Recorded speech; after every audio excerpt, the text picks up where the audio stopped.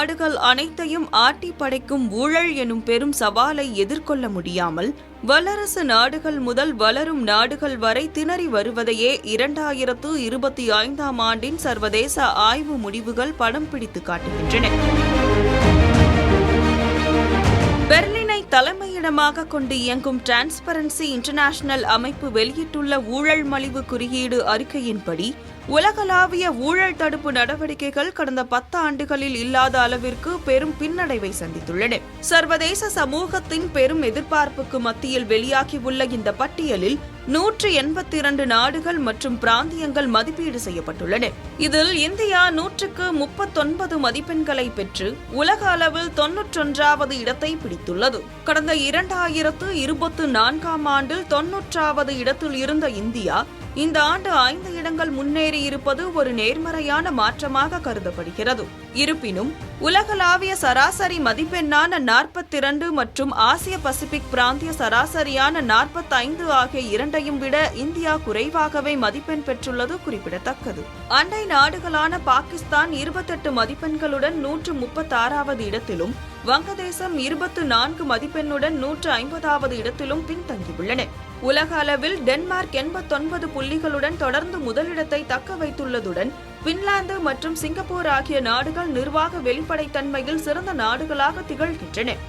மாறாக தெற்கு Sudan, Somalia மற்றும் வெனிசுவேலா ஆகிய நாடுகள் பட்டியலின் கடைசி இடங்களை பிடித்துள்ளன. இந்த ஆய்வின் மிக அதிர்ச்சிகரமான தகவல் என்னவென்றால், அமெரிக்கா, இங்கிலாந்து, கனடா மற்றும் நியூசிலாந்து போன்ற வளர்ந்த ஜனநாயக நாடுகளும் ஊழல் தடுப்பு நடவடிக்கைகளில் பெரும் சரிவை சந்தித்துள்ளன. 80க்கும் அதிகமான மதிப்பெண்களை பெறும் நாடுகளின் எண்ணிக்கை கடந்த 10 ஆண்டுகளில் 12லிருந்து 5ஆக குறைந்துள்ளதும், ஆய்வு செய்யப்பட்ட 122 நாடுகள் 50க்கும் குறைவான மதிப்பெண்களையே பெற்றிருப்பதும் கவலைக்குரிய விஷயமாக சுட்டிக்காட்டப்பட்டுள்ளது.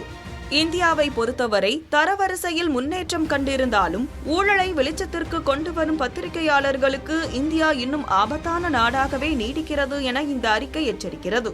2012 முதல் ஊழல் தொடர்பாக புலனாய்வு செய்த 829 பத்திரிகையாளர்கள் உலகம் முழுவதும் கொல்லப்பட்டுள்ளனர்.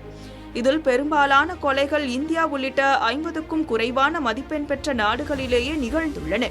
பலவீனமான சட்டங்கள், பொறுப்பற்ற தலைமைத்துவம் மற்றும் அரசியல் நிதியுதவியில் வெளிப்படைத்தன்மை இல்லாதது போன்ற காரணிகளே ஆசிய பசிபிக் பிராந்தியத்தில் நல்லாட்சியை பாதிக்கின்றன.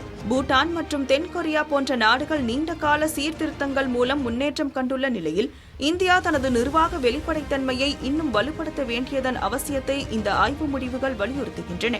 ஊழலை ஒழிப்பதில் இந்தியா எடுத்து வரும் நடவடிக்கைகள் வரவேற்கத்தக்கவை என்றாலும் சர்வதேச சராசரியை எட்ட இன்னும் பல சீர்திருத்தங்கள் தேவைப்படுகின்றன. அதிகார துஷ்பிரயோகத்தை தடுப்பதும் ஜனநாயக அமைப்புகளை வலுப்படுத்துவதுமே ஊழலற்ற இந்தியாவிற்கு வழிவகுக்கும் என்கின்றனர் சமூக ஆர்வலர்கள்.